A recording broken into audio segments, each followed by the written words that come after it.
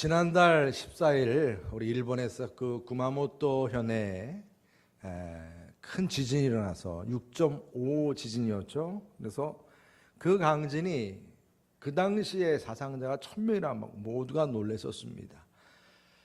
그래서 보통 이렇게 강진이 임하면 그 다음부터는 여진이라 생각을 했는데, 그 다음 날 7.3도의 더 큰 그 강진이 일어나서 오히려 앞에 있는 게 아니라 뒤에 온 게 본진이 됐던 것입니다.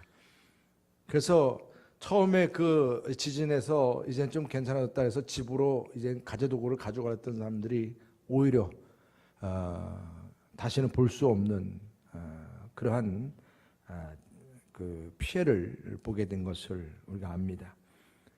본진이라고 생각했는데 더 큰 지진이 임한 것이죠. 제가 그러한 모습을 보면서 우리의 인생에도 이렇게 지진처럼 어떤 사건이 임할 때 이만하면 됐는가 싶었는데 더 큰 문제가 터지고 또 터지고, 그래서 절망하게 되고 정말 힘들어하게 되는 경우를 우리가 많이 겪게 됩니다. 이것은 국가적으로도 마찬가지입니다. 오늘 이스라엘 지역에 이 블레셋이 쳐들어와서 4,000명의 군사가 죽었습니다. 마치 우리나라가 이 북한과 관계에 있어서 끊임없이 뗄 수 없는 그런 옆구리를 찌르는 관계인 것처럼 이 블레셋이 그랬던 것인데, 블레셋이 쳐들어와서 4,000명이 죽었다는 것은 보통 이 패배가 아닌 것입니다. 그래서 이 각 지도자들이, 각 지역 지도자들, 장로들이 모여서 회의를 한 것입니다. 다시 우리가 이제 서로 전열을 가다듬어서 쳐들어가자는 것이죠. 그러면서 결의한 것이 법궤를 들고 가자는 것이었습니다. 하나님께서 인도하신다는 거죠. 이것은 마치 이전의 전쟁에서 패한 것은 하나님 때문인 것처럼 이렇게 여겨질 그런 생각도 갖게 하는 그런 이야기였어요. 법궤를 가져가자.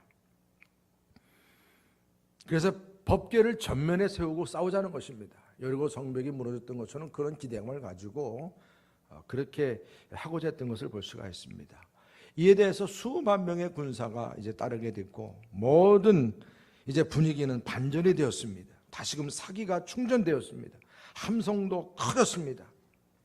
그리고 이들은 그 블레셋을 향해서 나아갔습니다.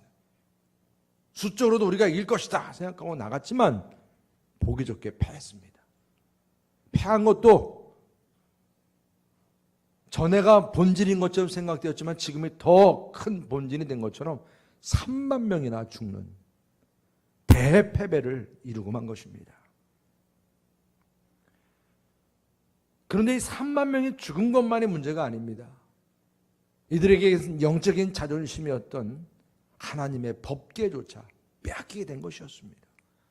그리고 그 법궤를 메고 갔던 제사장들 홈리와 비누아스도 같이 죽었습니다.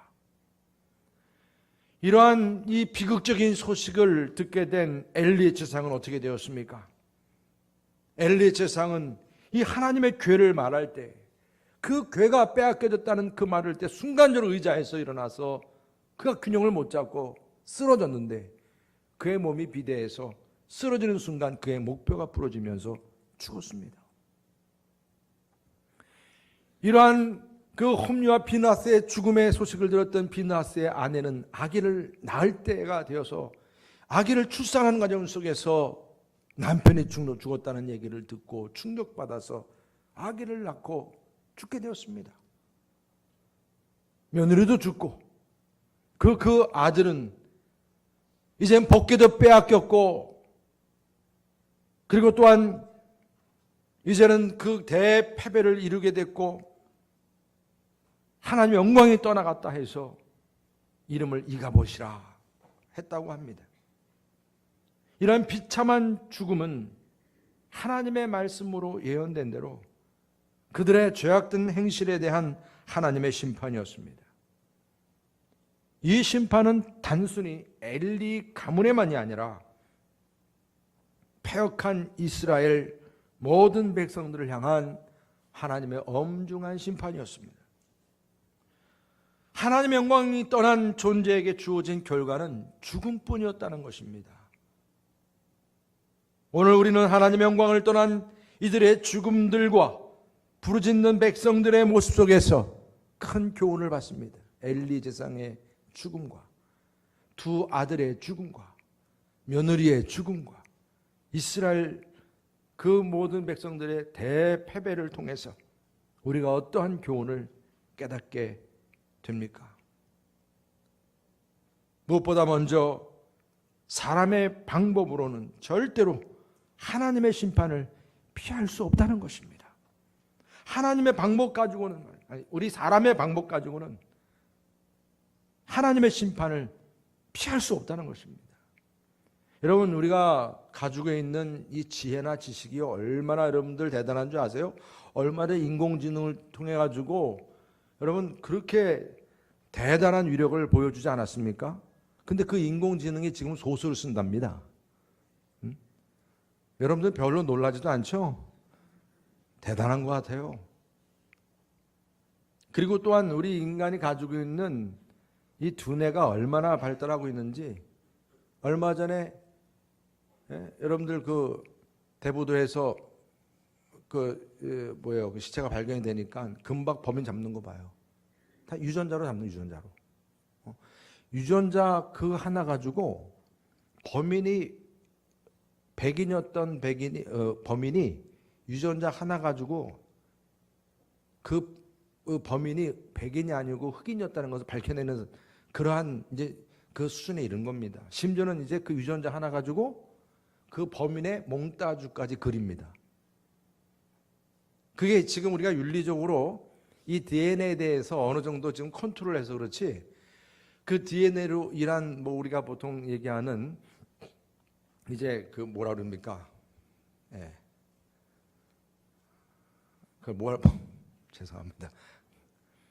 그 우리 이 복제라고 하는 것도 이제는 얼마나 우리 주변에서 일어나고 있는지 몰라요. 예를 들면 어떤 그 사람이 결혼을 해도 아이를 안 낳는 거예요. 왜 안 낳느냐면 그 여자 쪽에서는 그 가족력이 있는 거예요. 그게 뭐냐면 심각한 몸에 이 장애가 생기는 그런 그 병이 자녀에게는 거의 80~90% 나오게끔 돼 있는 거예요. 그러니까 애를 못 낳죠. 근데 이제는 체외 수정을 해가지고 그 난소의 난자들의 그 DNA를 다 파악을 해서 거기서 그 유전자가 되는 DNA는 죽여버리고 없애버리고 건강한 걸로 연결시켜가지고 수정을 시켜서 그 여인의 몸 그 난소에 착탕시켜가지고 아이를 낳게 하는 거예요.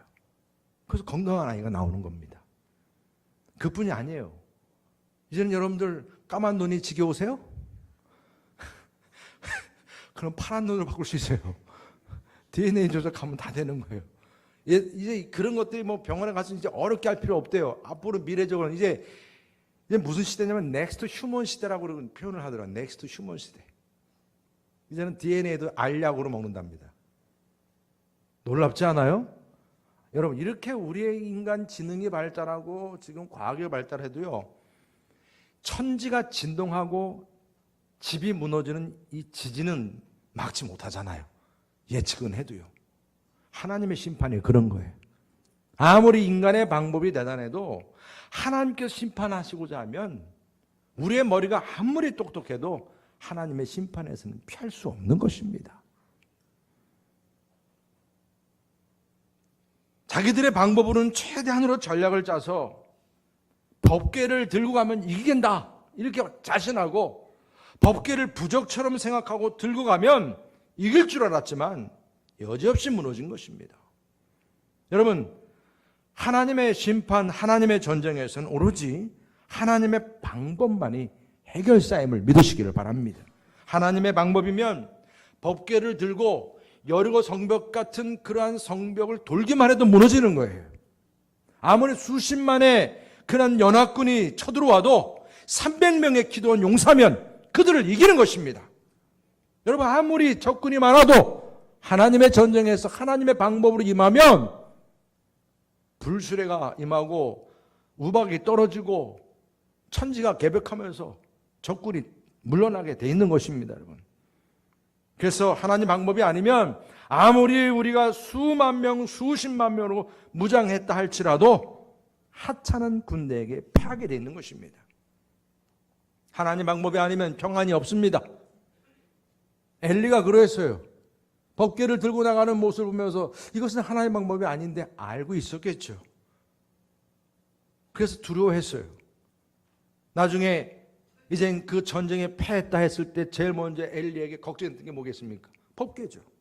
아니나 다를까 보고를 듣는 순간 법궤가 뺏겼다는 그 말을 듣는 순간 그가 충격받고 죽게 된 거 아니겠습니까? 여러분, 우리가 주님의 사명을 감당하는 것, 하나님의 일을 감당하는 것, 하나님의 전쟁에서는 하나님의 방법으로, 내 방법이 아니라 하나님의 뜻 안에서, 여러분의 경험이 아무리 좋아도 여러분들의 경험이 아니라 주님의 뜻 안에서 여러분들의 모든 행사를 이룰 수 있기를 주님의 이름으로 축복합니다. 그리고 또 한 가지 중요한 것은 예언의 말씀은 반드시 이루어진다는 거예요. 여러분, 하나님의 말씀은 1.1획도 틀림없이 이루어지는 말씀임을 믿으시기를 바랍니다. 여러분, 두 아들은 이미 예언의 말씀으로 이들은 같은 날 죽는다고 이미 예언되어 있었어요. 2장 말씀에서 우리는 보았습니다. 그것도 3-4번 걸쳐서. 여러분, 이러한 하나님의 말씀을 통한 심판이 꼭 오리라 하는 그 주님의 말씀은 지금도 유효한 줄 믿으시길 바랍니다. 하나님의 말씀은 그대로 이루어진다는 것입니다. 하나님의 사람을 통해서 또한 사무엘을 통해서 엘리 제사장의 집안에 대한 예언이 말입니다. 그대로 이루어진 것입니다. 하나님의 음성으로 주어진 말씀은 반드시 이루어진다는 거예요. 그렇기 때문에 여러분, 우리가 하나님의 음성에 대해서 민감할 수 있기를 축복합니다.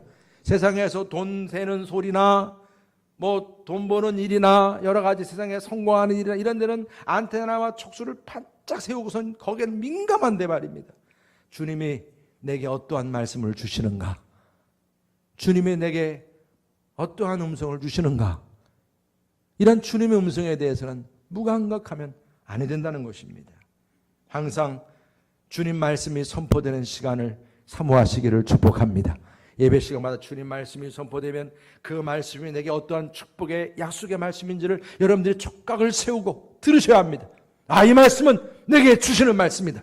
내게 복되는 말씀이다. 내게 경고가 되는 말씀이다. 여러분, 하나님은 틀림이 없으신 분이시고 그분의 말씀은 1.1도 틀림이 없다 이 말씀입니다. 그렇다면 여러분, 지금 이 사무엘이 이제 하나님의 음성을 들음으로 말미암아서 그를 통해서 하나님의 말씀이 온 땅에 전파되었다고 그랬습니다. 엘리 제사장은 비록 제사장의 직분이 있어도 하나님의 음성을 듣지 못했기에 하나님의 말씀이 살아 역사하지 못했습니다. 그러나 사무엘은 하나님의 음성을 들을 수 있었기에 이제 그때부터 하나님의 말씀이 다시금 선포되기 시작했습니다. 주님의 말씀이 선포될 때에 그 말씀은 우리에게 복되는 말씀입니다. 그 말씀이 그대로 이루어지는 말씀을 믿으시기 바랍니다. 그래서 그 말씀을 여러분들은 자녀들에게도 가르쳐 지켜야 할 줄 믿으시기 바랍니다.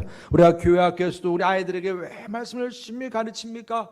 다음 세대들을 우리가 그들이 앞으로 이제 살아날 수 있는 그들에게서 보일 수 있는 소망은 오로지 하나님의 말씀이 그들에게 선포되고 그 말씀이 그들의 삶을 형통하게 한다는 것을 우리가 믿기 때문에 하나님의 말씀을 우리가 가르치는 것입니다. 항상 하나님의 말씀이 우리 교회 안에서도 여러분들 삶 속에서도 살아 역사할 수 있기를 주님의 이름으로 축복합니다. 그리고 또한 우리 하나 또 중요한 사실은 회개하지 않는 삶은 망한다는 것입니다.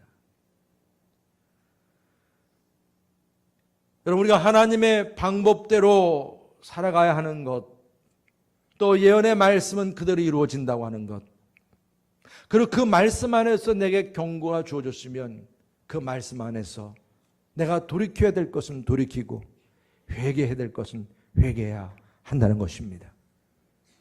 여러분, 하나님께서는 엘리가 회개할 수 있는 기회를 여러 번 주었습니다. 홈리와 비느하스에게도 여러 번 주었습니다.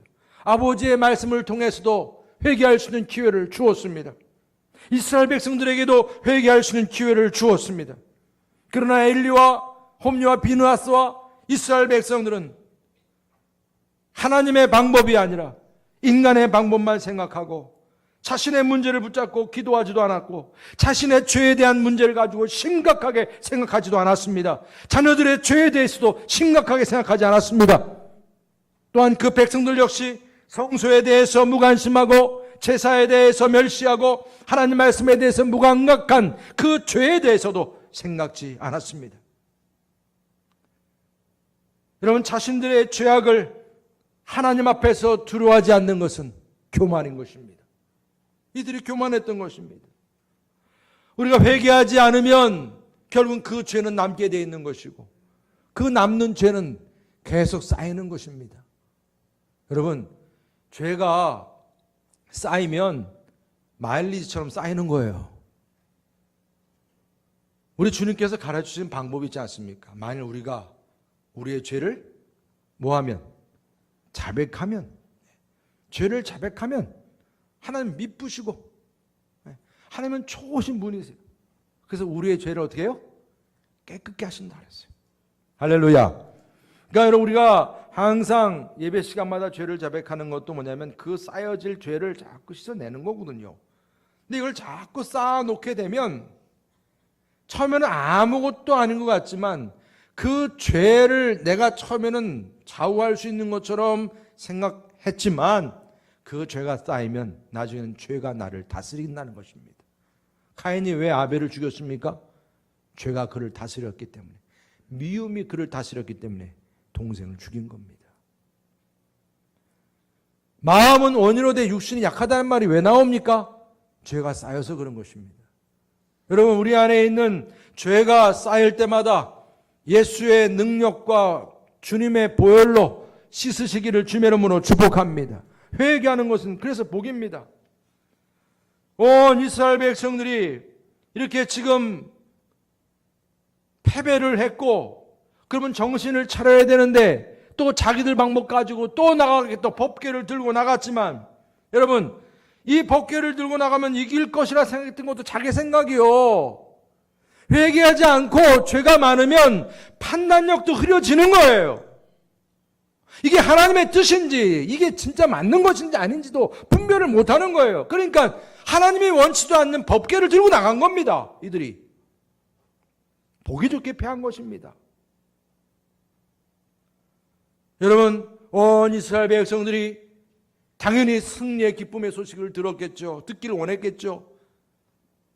그 승리의 기쁨의 소식을 기다렸을 것입니다마는 곧바로 들려온 소식은 먼 시간도 지나지 않아서 큰 패배의 소식을 듣게 된 것입니다. 이들은 눈물을 흘리며 통곡하며 부르짖었던 것입니다. 그 고통을 부르짖었어요. 3만 명이 죽었으니 여러분 생각해 보시오.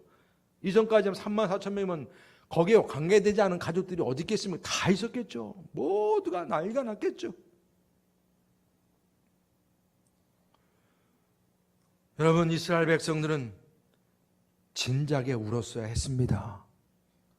자신들의 죄로 말미암아서 회개의 눈물을 벌써부터 흘려야 했습니다. 성전이 두 악한 제사장들에 의해서 더럽혀지고 그들의 신앙이 추락하기 시작했을 때 울었어야 했습니다. 그저 형식뿐이고 그저 법궤가 전쟁터에 나가면 된다고 생각했던 그런 아니라는 생각을 가지고 전쟁에 임하는 모습을 보면서 그들은 눈물을 흘려야 했습니다. 많은 백성들이 껍데기 신앙꾼으로서 죄와 우상을 숭배했을 때 통곡하며 회개했어야 했습니다. 나의 자녀들이, 나의 백성들이, 나의 형제들이. 애통하는 자는 복이 있다고 했는데 애통하지 않고 울지 않았습니다. 그러니까 나중에는 진짜로 비통한 눈물을 흘리게 된 것입니다. 그 죄에 대한 대가를 치르게 된 것입니다.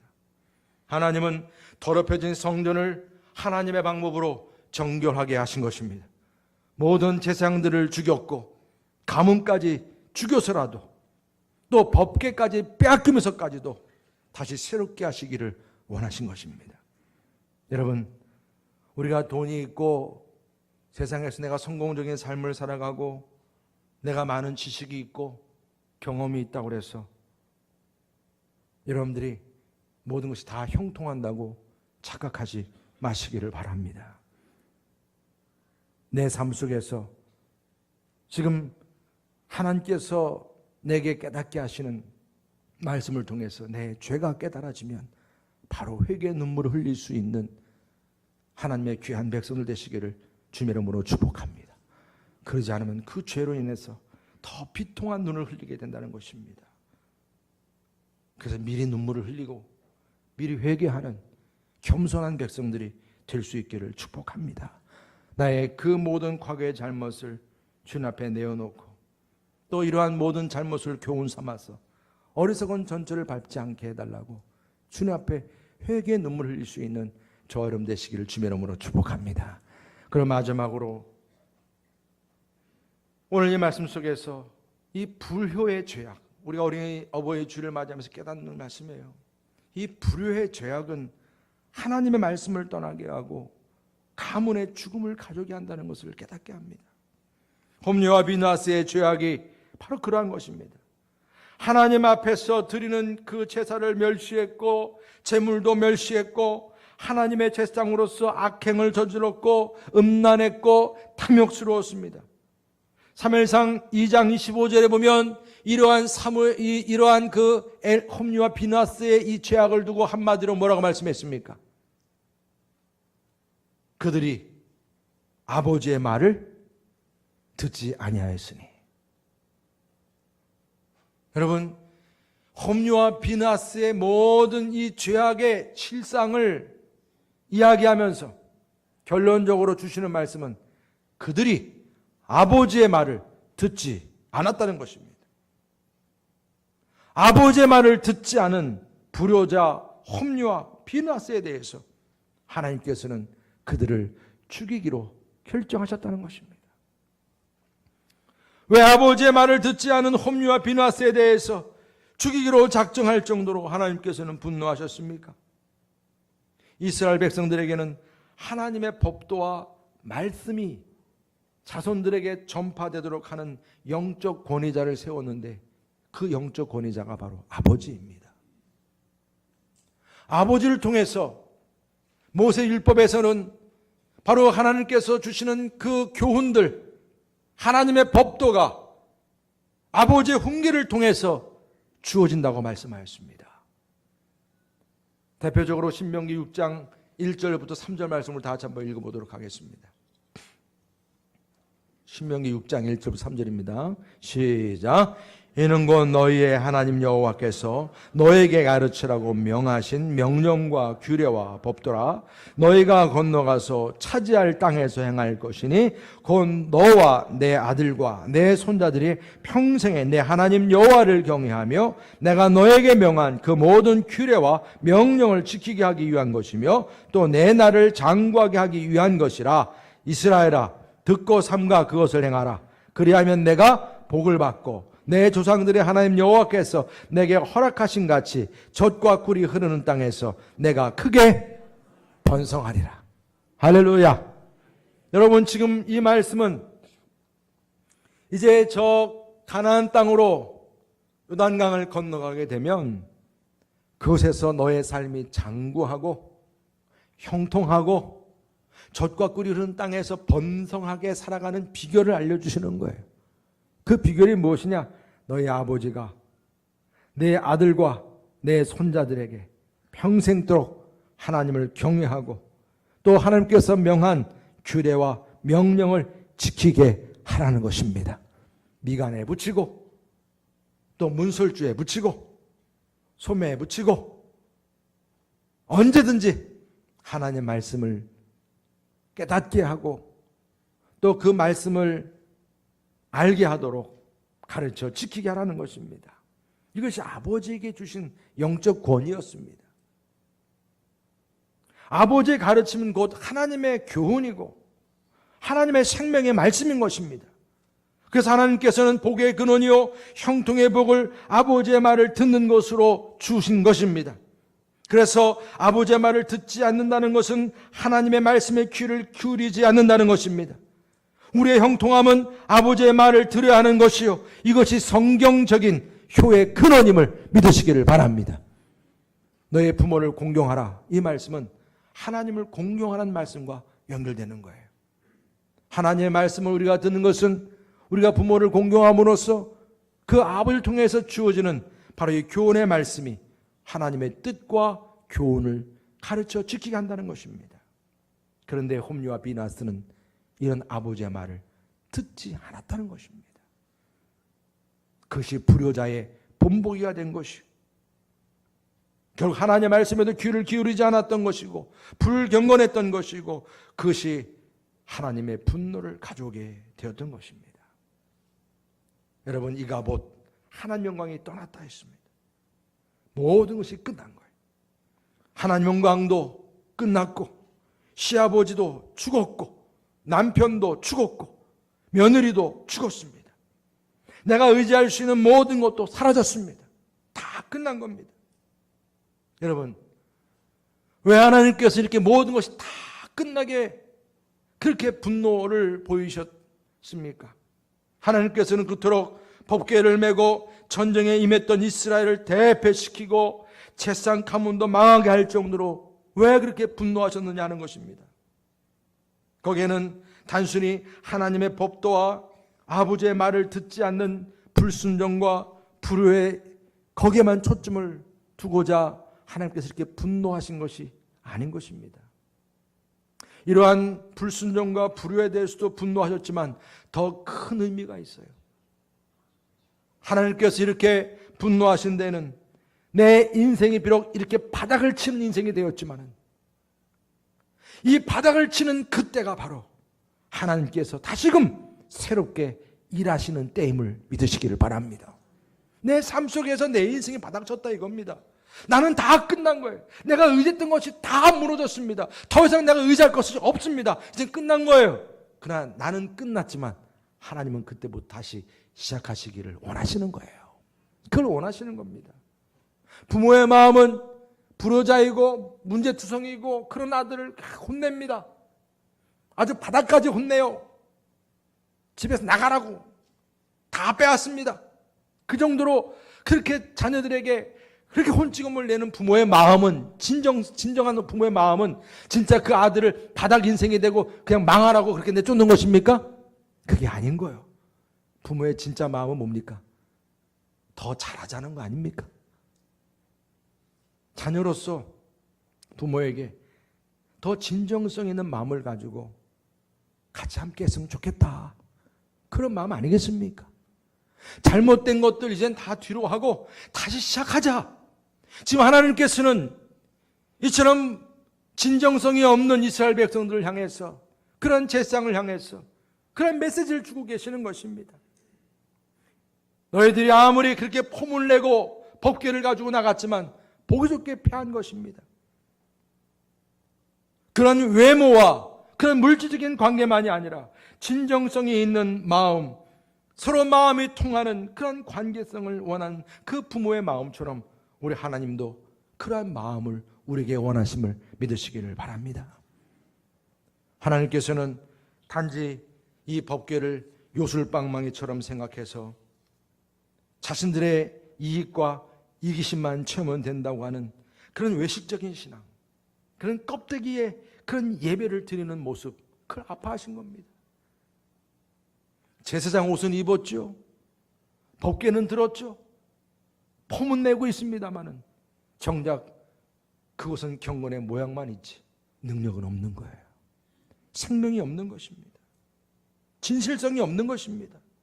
우리가 주님 앞에 나와서 예배를 드린다 와서 이렇게처럼 여러분들이 폼을 주님 앞에 우리가 이제 내면서 주님께 예배를 드리는데 내 마음은 딴 데 가 있고 그러면 진정성이 없는 거예요.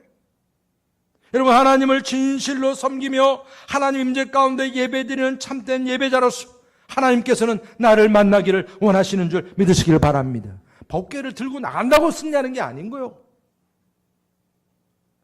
법궤는 부적이 아닌 겁니다. 하나님을 만나는 게 중요한 것이지. 하나님과 관계하는 것이 중요한 것이지. 하나님 향한 진정한 마음을 주님이 원하시니까. 진정한 마음이 없고 진실성이 없고 그저 껍데기만 있는 것이라면 우상처럼 섬기는 부적처럼 보여지는 법궤는 차라리 사라져도 좋다는 것입니다. 우상 숭배자로 쓰임받는 예배자, 껍데기만의 예배자, 제사장은 차라리 죽어도 좋다는 것입니다. 법궤는 사라지고 제사장은 죽었고 이가봇 하나님 영광은 떠났어도 다 끝난 것처럼 보여지지만 하나님께서는 이 모든 것을 다 바닥치게끔 만들었지만 이것이 끝이 아니라는 것입니다. 하나님 방법으로 다시 시작하시겠다는 것입니다. 하나님 방법으로 우리의 마음속에 다시금 살아있는, 아직도 조금이라도 남아있는 그 하나님을 향한 진정성, 진실한 마음을 다시 불타오르게 하고 싶은 그 하나님의 마음을 보여주고 계신 것입니다. 여러분, 우리가 하나님을 섬기는 마음, 그 진정성, 하나님의 심장을 가지고 섬기는 그런 가운데 다시금 그 주님의 영광이 우리 예배 가운데, 이런 삶 가운데 다시금 일어날 수 있기를 주님 이름으로 축복합니다. 여러분, 우리가 어버이 주일을 맞이하면서 성경 말씀해 주시는 효의 교훈은 무엇입니까? 일반적으로 말하는 효는 무엇입니까? 우리 부모를 물질로 봉양한다는 의미가 있는 겁니다. 말로만이 아니라. 그래서 효경에도 보면 사람의 행위 가운데서 효보다 큰 것이 없다고 그랬어요. 그러니까 모든 행위 중에 가장 큰 것이 효를 하는 것이라. 그래서 예로부터 효는 부모를 존경하는 것이요, 부모와 가족을 욕되게 하지 않는 것이요, 부모에게 좋은 음식과 의복을 드리면서 편안히 모시는 것이라 했습니다. 여러분, 여기서 우리가 깨닫는 진정한 효심이 무엇이겠습니까? 그저 물질로만 부모에게 드리고 그저 내 의무만 다 그냥 하는 것으로만 끝나는 것이겠습니까? 그게 아니라 진정성 있는 마음을 우리 부모에게 드리는 것입니다. 또 그것을 느끼게 하는 것입니다. 마찬가지입니다.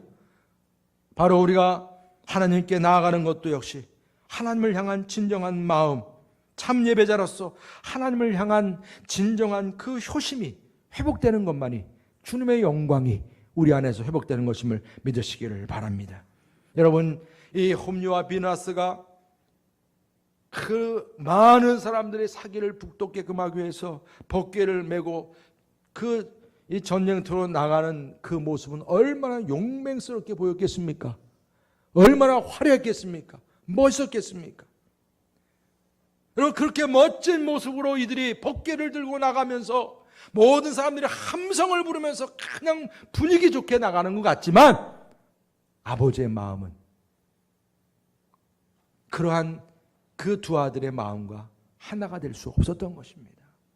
그게 아닌데, 하나님을 향한 진정성과 진정한 효심이 아니었던 것입니다. 오히려 하나님의 마음에서 벗어났고 아버지의 훈계에서도 벗어났고 하나님의 분노를 사게 했던 그런 불효에 불과했던 것이었습니다. 하나님 앞에서도 아버지 앞에서도 큰 불효를 보인 것에는 그 마음 중심에서 하나님의 법도를 가르치는 아버지를 향한 진정성이 없었기 때문에 아무리 겉모양이 화려하게 보인다 할지라도 결국은 그 홈리와 비나스는 모든 사람들 앞에서 비참하게 죽임을 당하고 그리고 또한 욕을 보이고 그렇게 불효를 하는 모습을 보이게 된 것입니다. 여러분, 우리가 다시 한번 하나님께 주신 이 복의 원리가 부모를 공경하며 성경적인 그런 효대의 그 도리를 다할 수 있는 우리 모두가 될 수 있기를 주님의 이름으로 축복합니다. 그래서 주님의 말씀을 우리가 받는다고 하는 것은 우리의 가정 안에서도 부모로부터 주어지는 거예요. 그래서 우리는 다시 한번 우리의 삶 가운데서 하나님을 높인다고 하는 것, 이것은 우리 안에, 우리의 가정 안에 우리의 부모를 높이는 것이 중요한 것입니다. 잠언서 4장 8절 말씀 보면 그를 높이라, 그리하면 그가 너를 높이 들리라. 만일 그를 품으면 그가 너를 영화롭게 하리라. 여러분, 아무리 바닥치고 깨지고 무너졌다 할지라도요, 하나님께서 우리에게 예수님을 선물로 주셨습니다. 예수님을 믿는 자마다 모든 이제 삶이 또 주님께 드려지는 모든 영광의 삶이 회복되는 줄 믿으시기를 바랍니다. 주님을 높이시고 또한 하나님의 말씀을 높이시고 하나님을 높이시고 그런 가운데 여러분들 우리가 부모님께 다하는 또한 그 효도 다할 수 있는 우리 모두가 될 수 있기를 주님의 이름으로 축복합니다.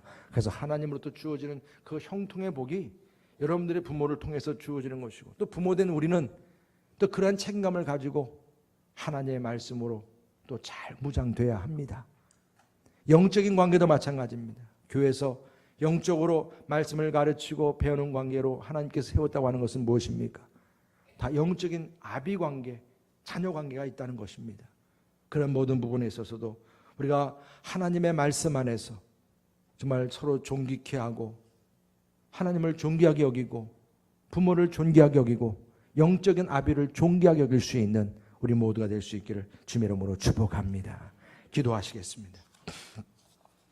사랑해 주님, 오늘 우리가 주님의 귀한 말씀을 통해서 우리가 부모를 공경하는 것이 부모를 통해서 또한 하나님을 공경하는 것임을 깨닫습니다.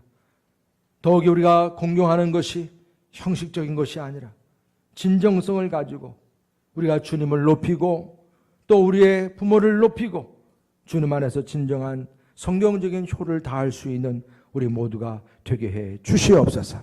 그래서 하늘로부터 주어지는 귀한 형통하심이 우리 모든 자녀 손들에게도 임할 수 있도록 주님 복 내려 주시옵소서. 예수님의 이름으로 기도합나이다. 아멘.